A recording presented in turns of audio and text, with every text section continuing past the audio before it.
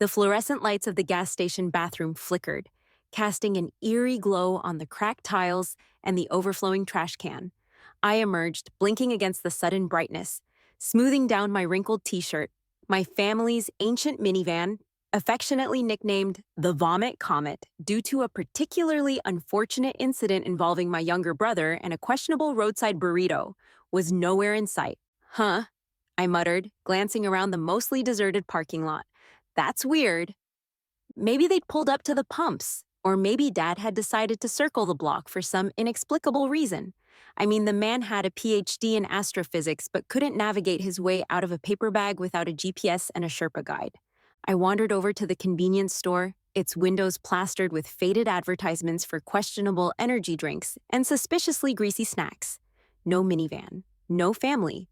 Just a lone trucker eyeing me with a mixture of curiosity and what I hoped wasn't predatory interest. Okay, so maybe they'd gone inside. I pushed open the door, the bell above it clanging obnoxiously, and was greeted by the smell of stale coffee and questionable hot dogs. My family, a beacon of chaos and noise wherever they went, was conspicuously absent. I checked the aisles, the restrooms, even the suspiciously sticky-looking freezer section. Nothing. No sign of my parents, my 3 siblings, or the dog, whose bladder control was roughly equivalent to that of a particularly enthusiastic tea kettle. Okay, so they actually did it. Left me?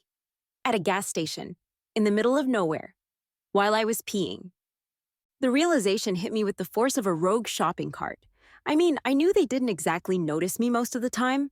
I was the quiet one, the bookish one, the one who preferred the company of fictional characters to the chaotic reality of my family.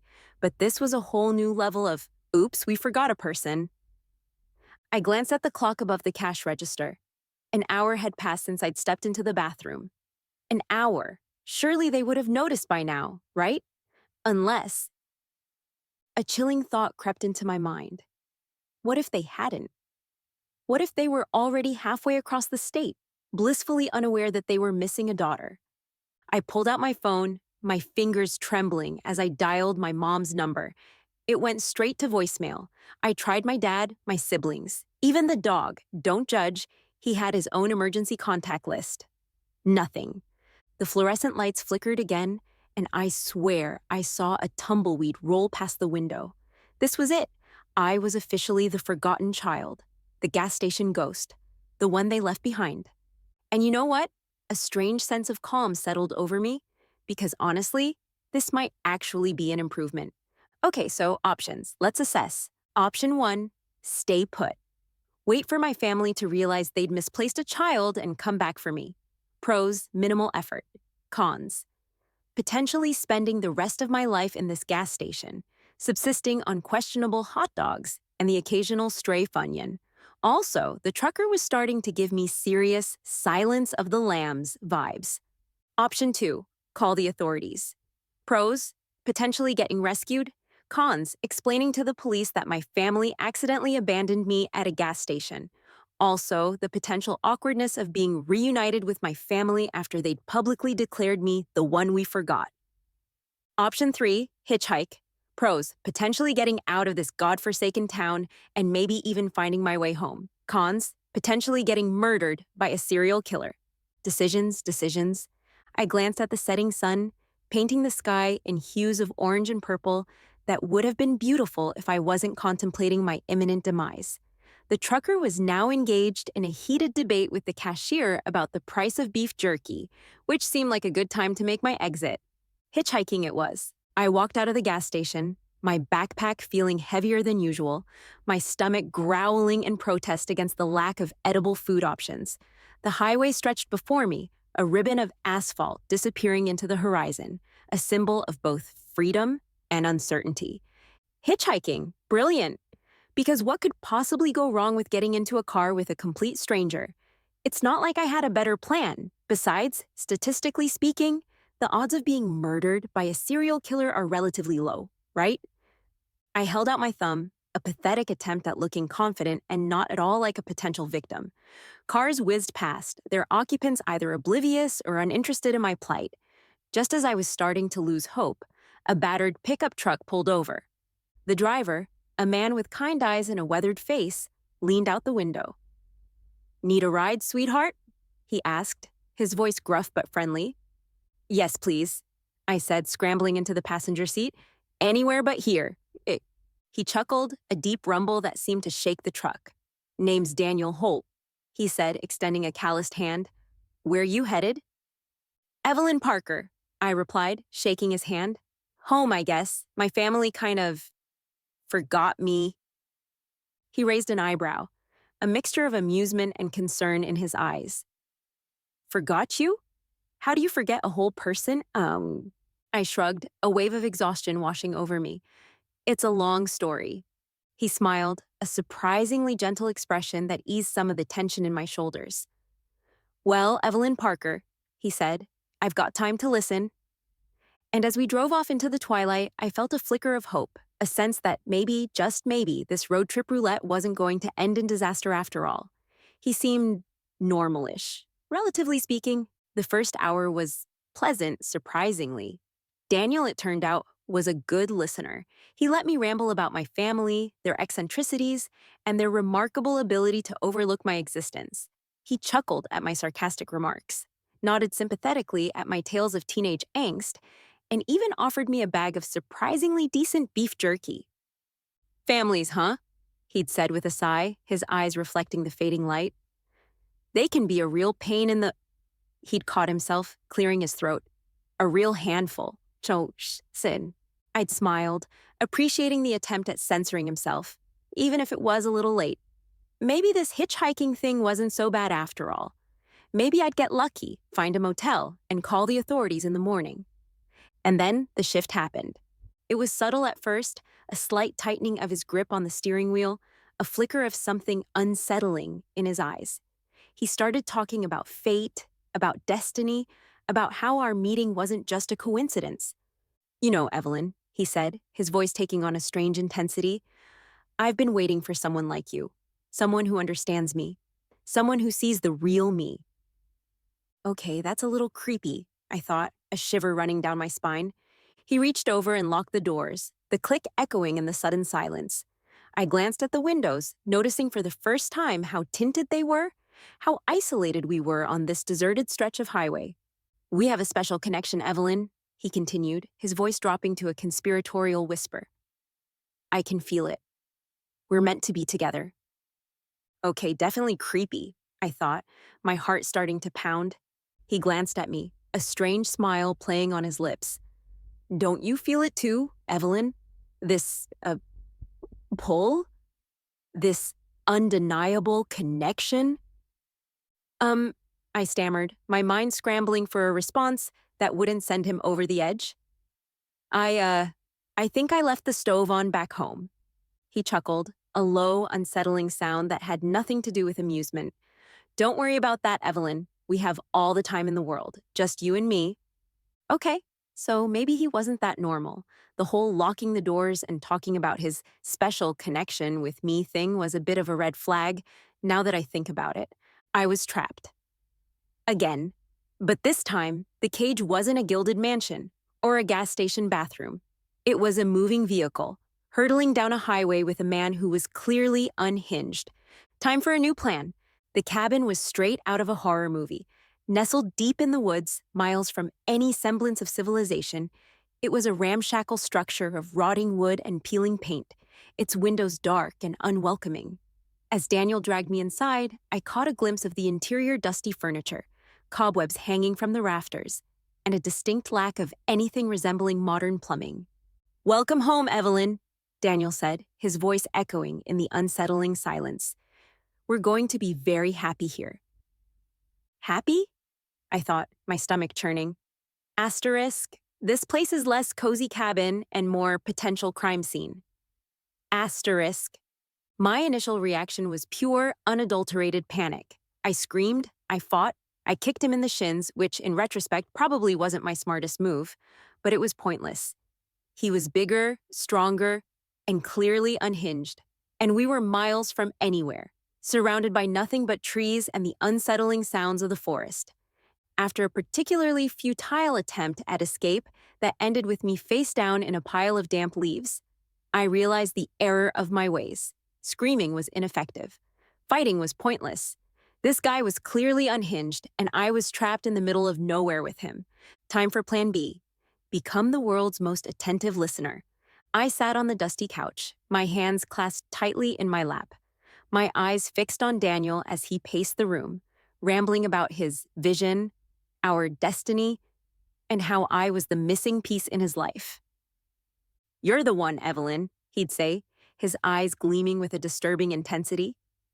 "I knew it the moment I saw you. You're special, different. You understand me."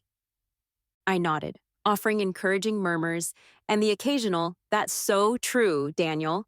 I asked him about his childhood, his dreams, his fears. I listened patiently as he recounted his various conspiracy theories, his distrust of the government, and his belief that the world was controlled by a secret society of reptilian overlords. Okay, maybe the reptilian overlords thing is a little out there, I thought. But hey, who am I to judge? The key was to keep him talking, to keep him focused on himself, to make him feel heard and understood. It was a delicate dance, a constant balancing act between feigning empathy and maintaining a safe distance. But it was working. He seemed to be calming down, his manic energy replaced by a quiet contentment. He started referring to me as his soulmate, his confidant, his partner in crime. Partner in crime? I thought, suppressing a shudder. That's not exactly the relationship status I was hoping for, but for now, it was keeping me alive. And as I listened to his rambling monologues, I observed him, studied him, learned his patterns, his weaknesses, his vulnerabilities. I was gathering information, building a strategy, waiting for the right moment to make my move.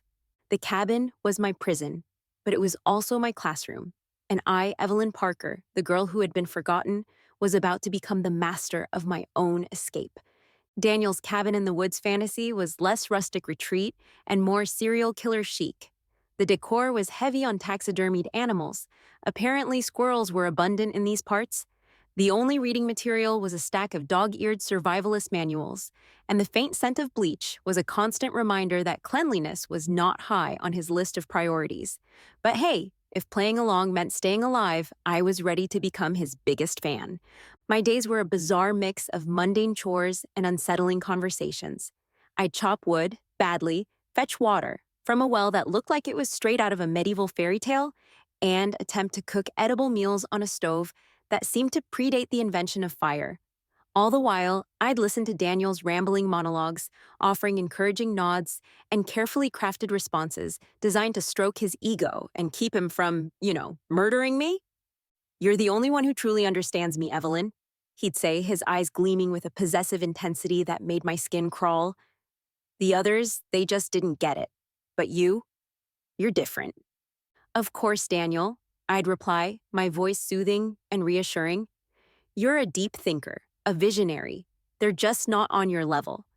"He's also completely delusional and potentially homicidal," I'd add mentally, but let's not focus on that right now. I discovered that Daniel had a weakness for stories. So I entertained him with tales of my childhood, carefully edited to remove any mention of my loving, albeit oblivious family. I spun yarns about imaginary friends, eccentric teachers, and childhood adventures that were more fiction than fact. The more outlandish the story, the more captivated he became. "You're quite the storyteller, Evelyn," he'd say, his eyes wide with admiration. "You should write a book."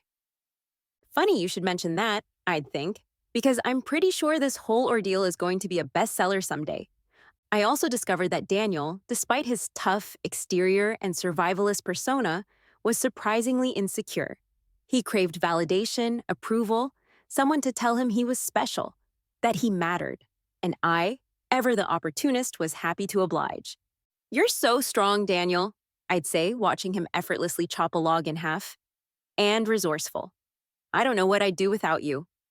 Probably be eating a decent meal and sleeping in a bed that doesn't smell like mildew, I'd think, but let's not dwell on the negatives. It was a manipulative game, a twisted performance of empathy and understanding, but it was keeping me alive. And as I played the role of the attentive listener, the supportive companion, I was also watching, waiting, planning my escape. Daniel, in his delusional state, saw me as his soulmate, his confidant, the one person who truly understood him. He had no idea that I was studying him, learning his weaknesses, biding my time. He had no idea that I was playing the long game, a game of survival, a game of wits, a game that I was determined to win. The opportunity came in the form of a storm, a raging blizzard, to be precise. The wind howled like a banshee, the snow fell in thick sheets, and the old cabin groaned under the onslaught. Daniel, normally vigilant, was lulled into a false sense of security by the weather. He figured no one in their right mind would be out on a night like this. He was wrong. I lay in the makeshift bed, my eyes fixed on the window, watching the snow pile up against the glass. Daniel snored softly beside me, his grip thankfully loosened by sleep. This was it. My chance. Okay, time for a dramatic exit, I thought, my heart pounding with a mixture of fear and exhilaration. Shattered window, check. Barefoot sprint through the freezing woods, check. Psychotic kidnapper hot on my heels, check. Just another Tuesday. I grabbed the heaviest object I could find, a cast iron skillet that had seen better days, and crept towards the window.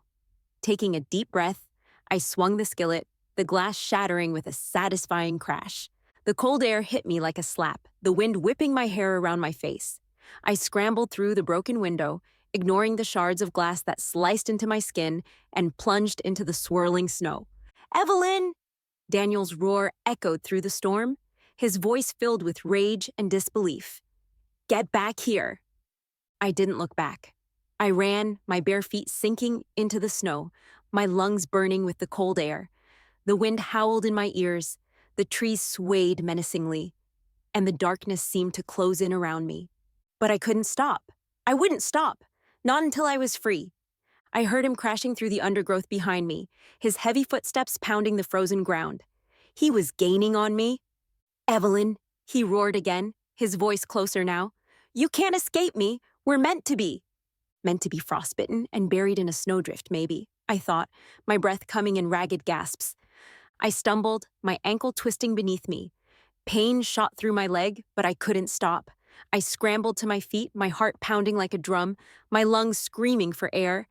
And then, through the swirling snow, I saw it. A light. A faint flickering light in the distance. Hope surged through me, a lifeline in the darkness. I ran towards it, my body fueled by adrenaline and desperation. The light grew brighter, revealing a road, a highway, a beacon of civilization in the wilderness. And as I stumbled onto the asphalt, my legs giving way beneath me, I saw it. A car. Headlights cutting through the snow, a savior in the storm.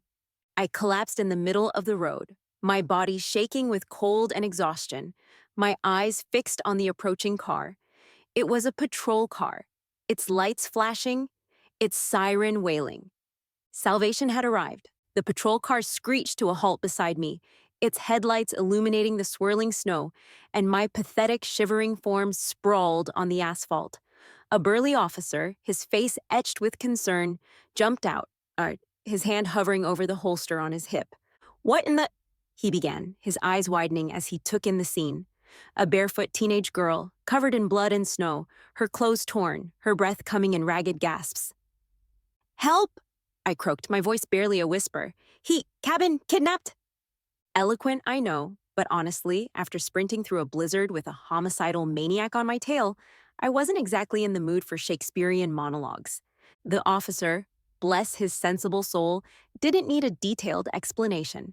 He scooped me up, bundled me into the warm patrol car, and barked into his radio, his voice a reassuring blend of authority and concern. "Suspect in pursuit," he said, his eyes scanning the dark woods. "Possible kidnapping victim, requesting backup." I huddled in the back seat, my teeth chattering, my body shaking uncontrollably. The warmth of the car was a welcome contrast to the biting cold, but the adrenaline was still coursing through my veins, the fear a knot in my stomach. And then I heard it. A scream. Daniel's scream echoing through the storm, a chilling reminder of the danger I had escaped. The officer's grip on his radio tightened. "Suspect approaching," he said, his voice grim. "Prepare for apprehension." I watched through the frosted window as Daniel emerged from the woods, his figure a dark silhouette against the swirling snow.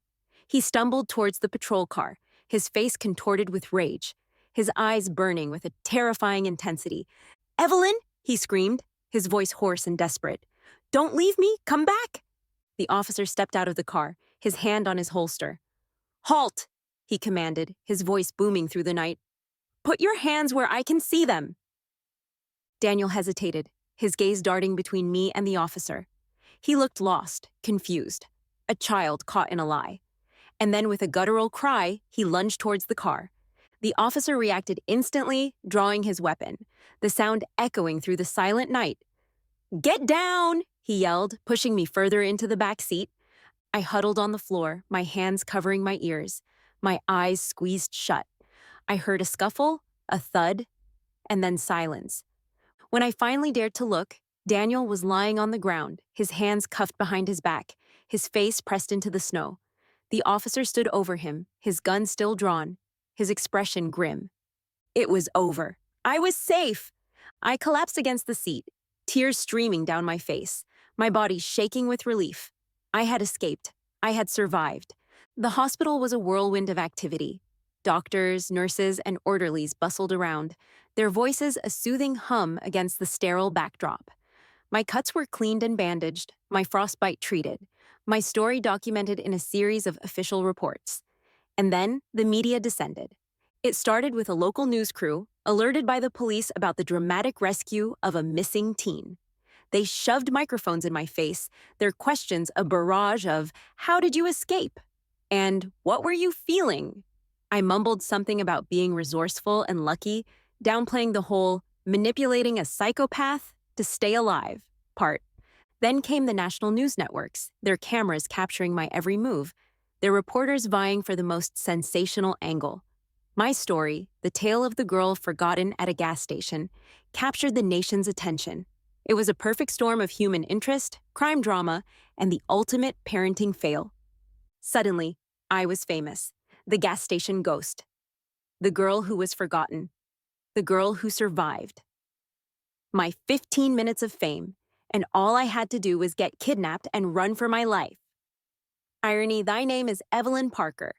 My face was plastered on every news station. My story splashed across every tabloid.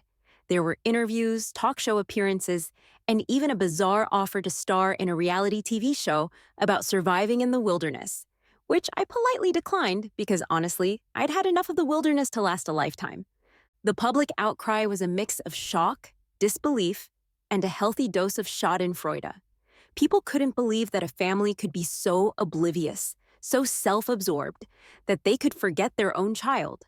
And while I received an outpouring of sympathy and support, there was also a darker undercurrent, a morbid fascination with the details of my ordeal, a thirst for the gruesome details of my captivity. "It's like something out of a movie," one reporter gushed, her eyes wide with excitement. The girl who was left behind, the terrifying kidnapper, the daring escape. It's incredible. Yeah, incredible, I thought, if by incredible you mean traumatizing and emotionally scarring. But I played the game. I smiled for the cameras, I answered the questions, I presented the image of a brave survivor, a girl who had overcome the odds, because I knew that the media frenzy wasn't just about me. It was about my family, and their downfall was about to become a public spectacle. The media, bless their insatiable appetite for drama, didn't stop at my story. They dug deeper, their investigative claws sinking into my family's past, unearthing a treasure trove of neglect and indifference. Turns out, the public doesn't take kindly to parents who abandon their children at gas stations. Who knew? My family went from respected members of the community to most hated family in America, faster than you can say child neglect. Reporters camped outside their house, their cameras capturing every awkward exit and entrance. Talk show hosts dissected their every move, their every word, their every facial expression. Experts weighed in, armchair psychologists offering their diagnoses, parenting gurus shaking their heads in disapproval. My parents, bless their oblivious hearts, tried to defend themselves.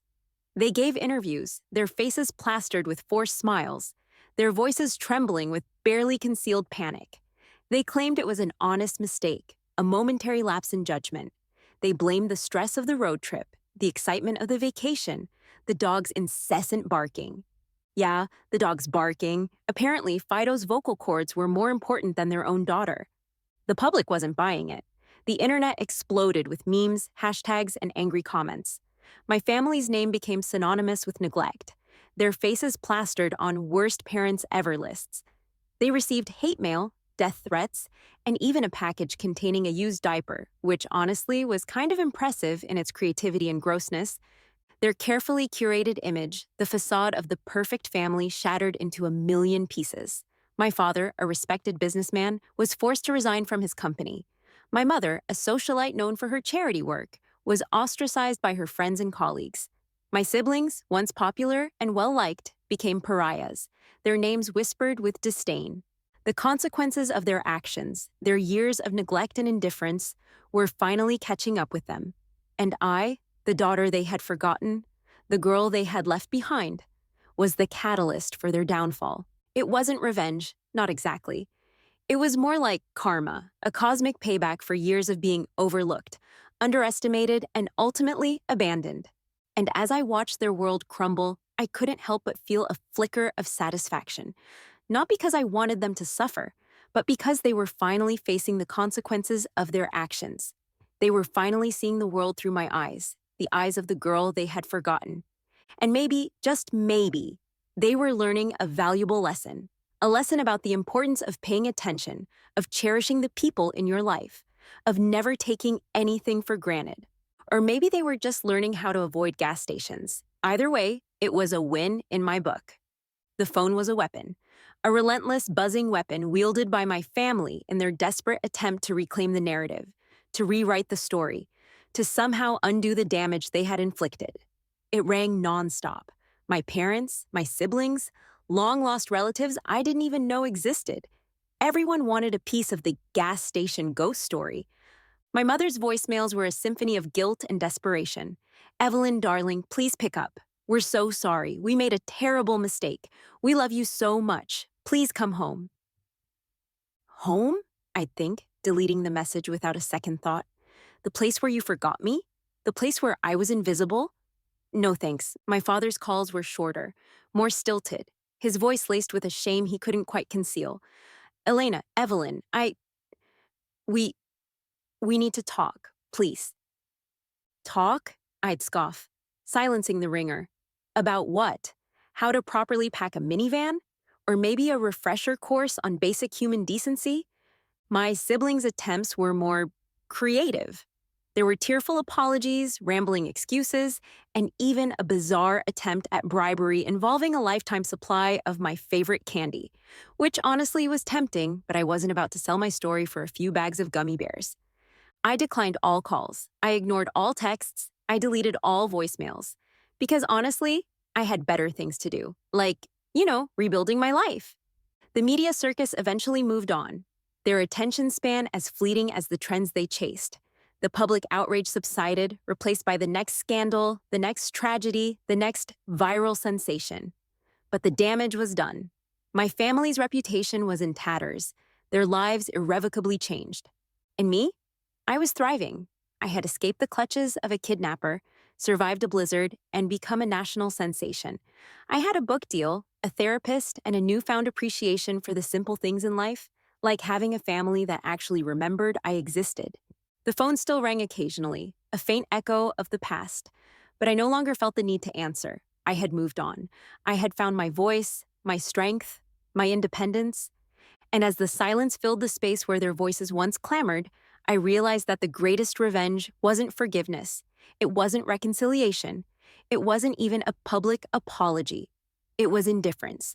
They had forgotten me, and now I was forgetting them. The Royalties from Forgotten, a memoir of survival and gas station neglect. Catchy title, I know, were more than enough to finance my escape from the past. I packed my meager belongings, said goodbye to the kind-hearted police officer who had rescued me, and who, I suspected, had developed a bit of a crush on the gas station ghost, and boarded a bus heading west. My destination? A small town nestled in the mountains, a place where no one knew my name, where the only drama was the annual pie baking contest and the occasional squirrel uprising. I rented a cozy cabin with functioning plumbing, thank you very much, enrolled in the local community college, and started building a life that was refreshingly ordinary. Turns out, survival stories sell. Who knew? My book deal was sweet, my speaking engagements were lucrative, and my new life was, well, it was mine, finally. I spent my days exploring the hiking trails, befriending the quirky locals, and indulging in my newfound passion for pottery. Turns out, I have a knack for turning clay into vaguely humanoid shapes. I even adopted a stray dog, a scruffy mutt I named Detour, in honor of my unexpected journey. The speaking engagements were a different kind of adventure. I traveled to conferences, schools, and even a few prisons, which honestly were less intimidating than my high school cafeteria. I shared my story, not as a victim, but as a survivor, a girl who had faced the unthinkable and emerged stronger, wiser, and with a healthy dose of cynicism. So yeah, I'd say, my voice echoing through the auditorium. My family forgot me at a gas station. It happens. But you know what? It was the best thing that ever happened to me. The audiences, a mix of concerned parents, curious teens, and the occasional hardened criminal, would gasp, then laugh, then lean in, captivated by my tale of resilience and unintended consequences.